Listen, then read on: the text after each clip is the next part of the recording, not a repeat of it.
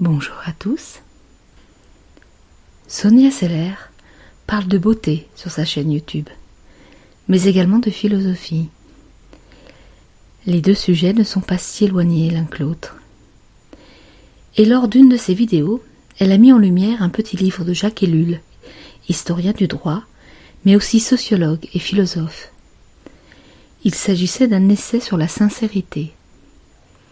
Immédiatement, cela m'a touchée puisqu'elle m'a ramené à une réflexion que je me fais souvent à propos de la sincérité.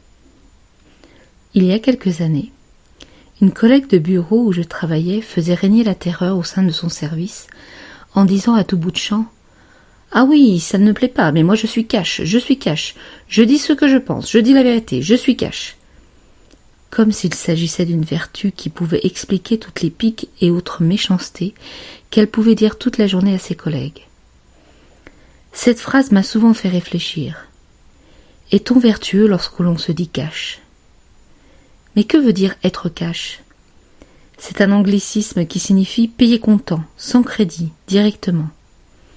Ce qui a donné dans le vocabulaire français être franc, direct, sans filtre.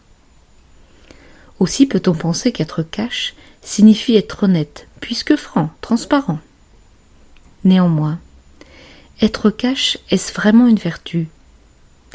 D'après Jacques Ellul, sociologue et historien, il s'agit là d'une stratégie habile pour présenter comme une qualité morale ce qui est en réalité une marque d'égoïsme, servant à justifier de tomber dans ses instincts les plus bas.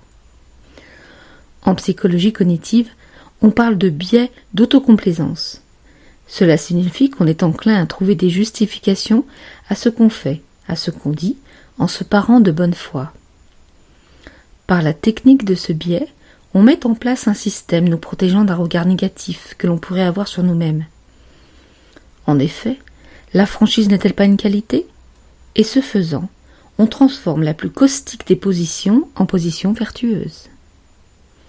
Mais non, enfin, je ne suis pas méchante puisque je te parle avec franchise. C'est pour ton bien, pour que tu changes.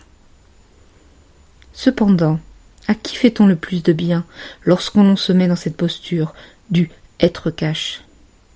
Tout d'abord à soi-même. C'est vers soi qu'est tournée cette sincérité, parce qu'elle ne fait pas toujours du bien à celui qui la reçoit aussi vertement. Le « c'est pour ton bien » répond en écho au même travers que « je suis cash ». Et donc, on se pare de moralité en avançant un certain amour pour l'autre, alors que c'est tout simplement de l'amour de soi dont il est question. Le philosophe Vladimir Jankélévitch distingue dans les vertus de l'amour 3 sortes de sincérité. L'accord de la pensée et du propos, ou de la pensée et de l'acte. L'accord de l'acte et du propos.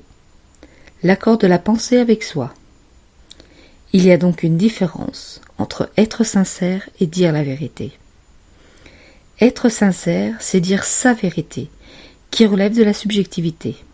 Bref, dire ce que l'on pense être la vérité.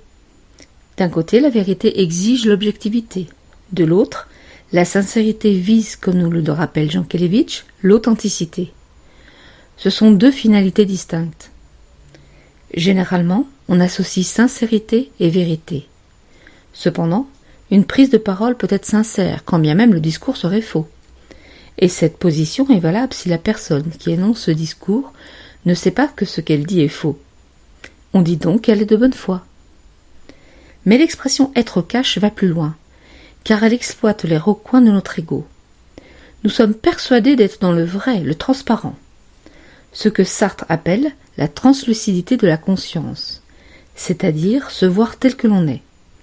C'est déjà un exercice difficile en soi, puisque souvent il requiert une vie d'introspection. Et donc, être cash, c'est assouvir le besoin psychologique que l'on a à donner une bonne image de soi. On ne fait aucun effort, et donc on légitime notre égoïsme et notre absence de considération et de compassion pour l'autre. On utilise donc le joker de la sincérité sans tenir compte de la souffrance de l'autre. On cherche tout simplement une caution morale. Au-delà de cette analyse, il convient de chercher à savoir si notre vérité est valable pour l'autre. Chercher à comprendre quelles sont les conséquences de notre vérité pour l'autre. Sachant que l'on ne connaît pas toujours bien ce qu'on a en face de nous. Il est déjà tellement difficile de se connaître soi-même. Tout cela ne veut pas dire qu'il ne faut pas être franc ou sincère, mais simplement qu'il faut savoir raison garder dans nos propos, en faisant preuve d'empathie plus que de transparence. Rousseau dit habilement que lorsque l'on vit en société, lorsqu'on se soumet à des règles de vie, des usages communs, on cesse d'être soi-même, on devient poli, qui vient du mot polis, qui signifie gouverner la cité. Ceux qui dénoncent l'hypocrisie sociale sont souvent les premiers à vitupérer quand le concierge ne leur dit pas bonjour. Jacques Ellul dit qu'on appelle hypocrisie les contraintes qu'on n'a pas envie de respecter. Ce n'est pas la sincérité qu'il faut blâmer, mais l'utilisation de l'argument de la sincérité comme justification morale du refus des contraintes. On se cache derrière l'argument de la sincérité pour ne pas admettre que ce qui nous motive profondément, c'est uniquement la satisfaction de nos désirs personnels. Ça me fait du bien de te dire que ce que tu fais est nul. Je me donne de l'importance, je me valorise. Mais toi, est-ce que ça te fait du bien que je te le dise ? Et si être cash n'était tout simplement pas une façon détournée de justifier la plus crasse des impolitesses ? Et si finalement, la véritable vertu ne consistait pas à chercher d'abord à être sincère avec soi-même ? Mais alors, doit-on donc éviter de dire toute vérité ? Est-il possible de communiquer vraiment avec sincérité ? Il me paraît difficile de répondre à cette question, car elle trouve sa solution en chacun. Mais enfin, si je peux donner ici un conseil, ce serait celui de passer toute assertion par l'étroite amie de Socrate, et de se poser les questions suivantes. Est-ce que ce que je vais dire est vrai, fondé, et non pas seulement une rumeur ? Est-ce que cela est bon ou bienveillant pour mon interlocuteur ? Est-ce que cela est utile pour l'autre ? Ce faisant, on donnera un peu plus d'épaisseur et de qualité à nos échanges. À très bientôt.